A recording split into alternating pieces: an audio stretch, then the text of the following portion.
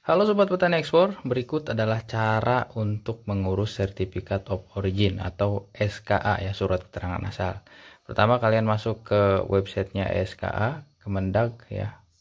Kemudian ini adalah halaman di dalamnya, kita jangan lupa login.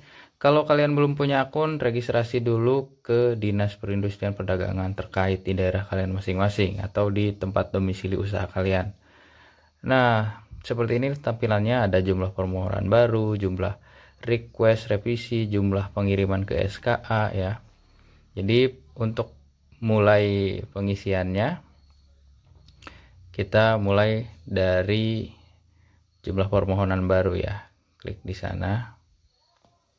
Ini tampilan di dalam website Indonesia Electronic Certificate of Origin. Jadi kalau kalian ekspor nih, biasanya diminta untuk ngurus COO oleh buyer kalian gitu ya, seperti ini. Nah, kita klik, tunggu sebentar. Nah, ini dia. Jadi klik buat baru, kemudian kalian pilih POM-nya nih, tergantung negara tujuan masing-masing. Kalau kita sih biasanya yang ke Korea Selatan ini pakai POM AK. Ya, ini macam-macam POM-nya, ada POM A, B, C, D, E, dan lain-lain gitu ya, tergantung ketetapan negaranya. Nah, ini dia. POM AK-nya dikeluarkan oleh Kabupaten Serang, karena kami memang di Banten ini adanya di Kabupaten Serang yang bisa mengeluarkan. Di CV Mitra Mandala. Seperti ini tampilan di dalamnya, kita tinggal isi aja. Kita tinggal isi untuk headernya ya. Nama perusahaan, kemudian kotanya, ini kota di Banten. Terus nama penerimanya atau nama buyer kita nih. Misal aja ya. Ini bukan data yang sebenarnya, karena sedang tidak dalam pengurusan. Jadi ini contoh aja. Kemudian jangan lupa peselnya kita atau nama kapal yang kita pakai juga diisi. Terus loading portnya kita Tanjung Priok, seperti ini. Tanjung Priok kita filter. Nah, Tanjung Priok, kodenya ID TPP ya. Kemudian port of discharge-nya kita isi Busan misalkan. Ini misalkan ya.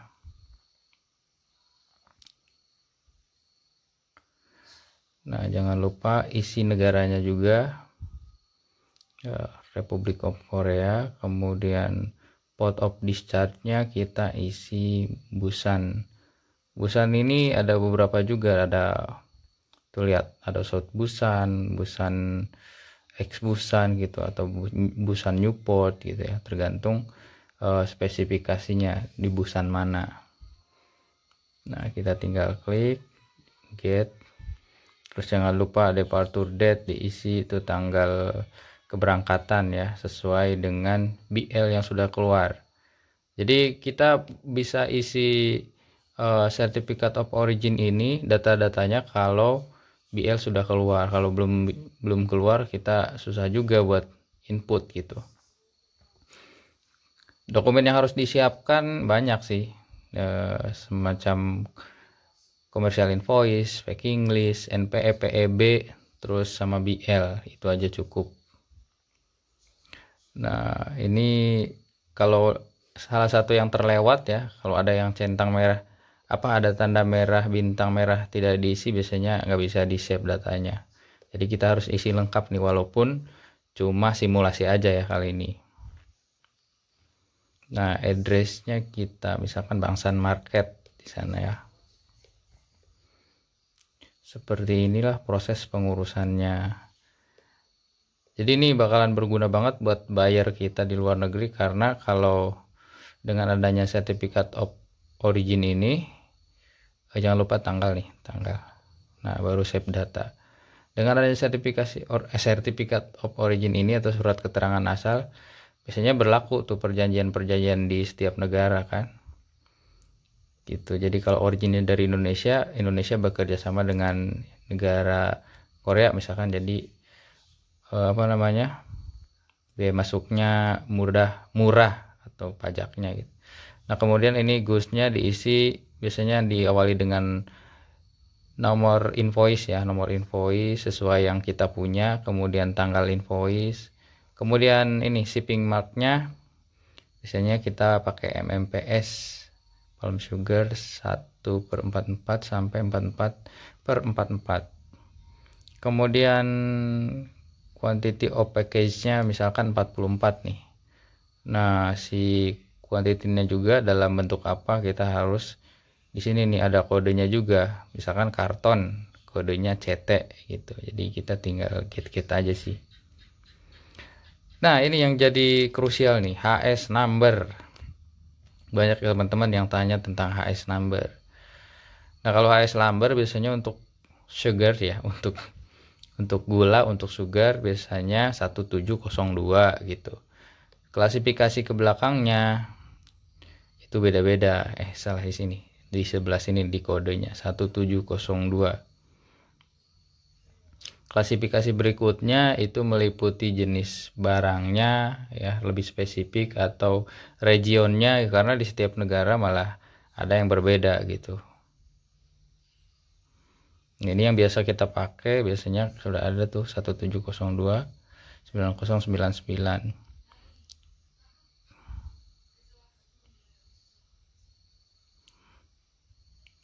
Nah ini salah nih, isi kodenya harusnya di kode bukan di deskripsi. Nah 1702 kita lihat 1702 macam-macam kan, ada coconut sugar, ada other sugar syrup. Biasanya kita pakai 1702 9099 gitu. Ini banyak banget deskripsinya nih buat gula-gulaan. Jadi buat teman-teman yang tanya HS code jangan bingung-bingung nih.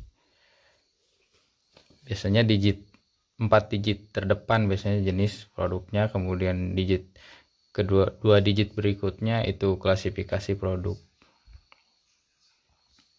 Nah kita tinggal pakai aja nih 1702 9099. Kalau sudah kita tahu nih spesifikasinya, enak. Kemudian kita lanjutkan, deskripsinya sesuai dengan yang ada di BL biasanya ya. Biasanya sesuai yang ada di BL deskripsinya. Nah kita tulis Palmiora ginger, ring palm sugar. Kemudian origin criterion biasanya ditulis WO. Kemudian quantity sama kayak tadi, kayak di atas 44 karton. Misalkan kita 44 karton ya LCL kirimnya.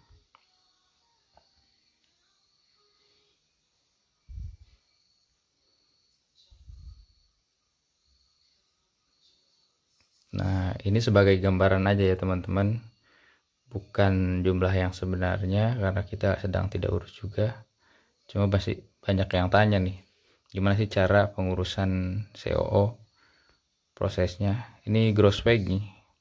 Gross weight itu berat kotor ya, berat kotor. Misalkan nih kita untuk 44 ini berapa,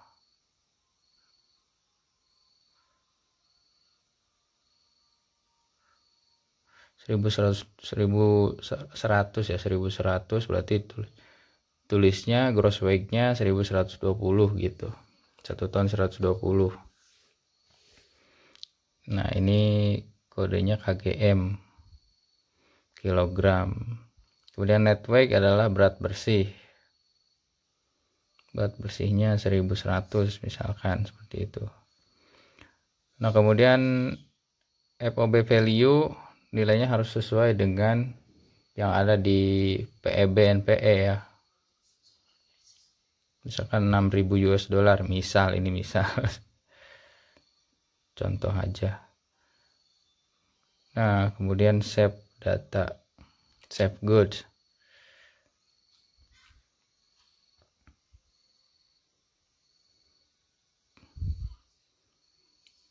Nah, seperti ini. Jadi kalau ininya seperti ini tampilannya.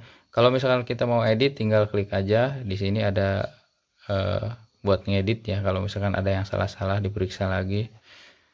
Seperti itu. Kemudian selanjutnya setelah goods ada constructor. Constructor itu menggambarkan apa ya? Rincian biaya kali. Rincian biaya dari mulai bahan baku sampai dengan barang itu apa namanya, nilai FOB-nya gitu. Nah, seperti ini contohnya ya tampilannya. Saya juga nggak akan isi semua ya, tapi saya akan sedikit jelaskan. Nah, HS description yang tadi HS-nya itu nama apa aja. Kemudian komponen imported or unknown origin. Jadi yang diimpor, misalkan kalau ada bahan baku yang diimpor kita bisa tulis di sana. Kebetulan kita nggak ada jadi nggak usah. Kemudian komponen dari ASEAN nggak ada, komponen dari Indonesia nih ada nih. Pertama kita gula 702, descriptionnya bebas aja, mau gula aren, mau palm sugar, mau ini ya, yang penting mengarah ke sana. Kita gula aren, suppliernya petani, farmer juga bisa. Kemudian value nya misalkan ini berapa, 1000, 3000, 1000 ya.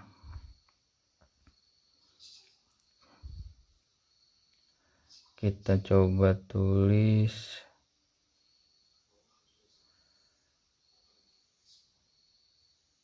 2000. Oke, gede-gedean mungkin ya.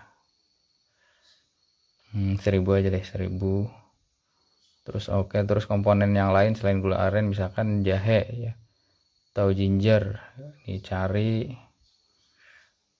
ginger,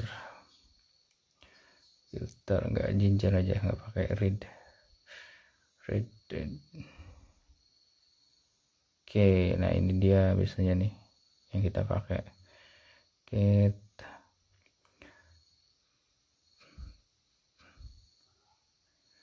nah namanya ginger atau jahe merah bisa. Terus kemudian supplier name-nya petani juga. Terus values-nya misalkan ini ya, misalkan 1000 juga. Jadi tergantung nih teman-teman dari bahan baku yang kita kirim. Misalkan satu kontainer berapa puluh ton, bahan bakunya ya berapa banyak ya, atau berapa nilai bahan bakunya gitu. Kemudian selanjutnya ada cost description. Biasanya ditulis production cost aja, atau biaya produksi boleh. Misalkan berapa ratus dolar atau berapa ribu dolar gitu ya di produksinya. Terus biasanya nih ditanya juga profitnya berapa persen. Biasanya idealnya sih kisaran 20%, dan kadang 17% gitu, 20% gitu. Tujuannya adalah biar ini totalnya itu total value-nya itu sama dengan nilai yang ada di FOB yang ada di NPEPEB gitu ya. Jadi pastikan dari semua ini 100%-nya adalah sesuai dengan yang ada di NPEPEB ya, yang ada di PEB. Nilai FOB-nya misalkan 6000 tadi ya ditulis di awal. Seperti itu. Nah, baru constructor ini nanti kita coba untuk print gitu. Baru setelah di print, ditanda tangan, di scan lagi, diupload lagi nanti ke file pendukung ya. Nah, ini kita coba review ya sebelum dicetak. Tuh.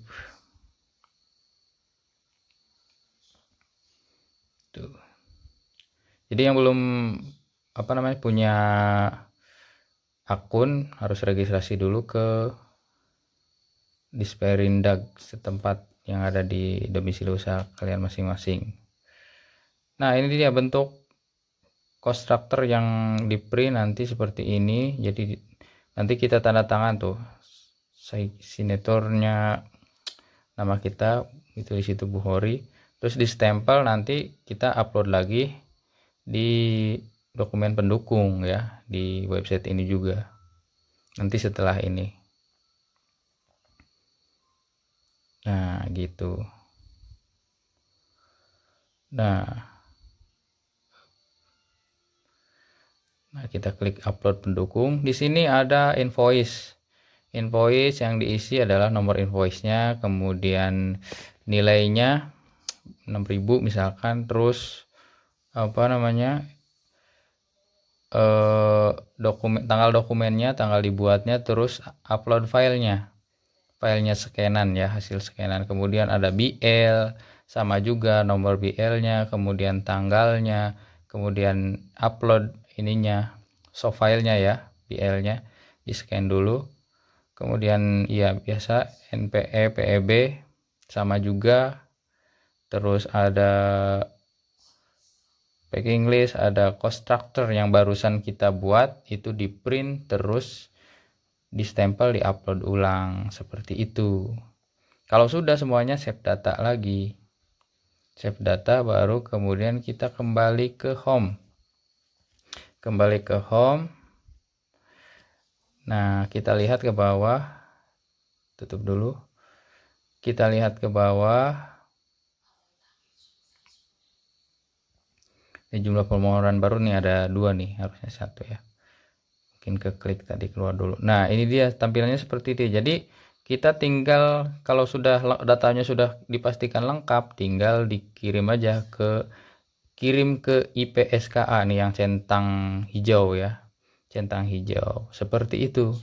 Nanti kita tinggal tunggu atau konfirmasi ke penerbit ya. Kalau kita sih dari Disperindag Serang, Kabupaten Serang ya, kita konfirmasi kalau kita sudah kirim ke IPSKA, tinggal nunggu hasilnya. Oke, mungkin itu sharing untuk pengurusan COO. Semoga bermanfaat. Terima kasih. Wassalamualaikum warahmatullahi wabarakatuh.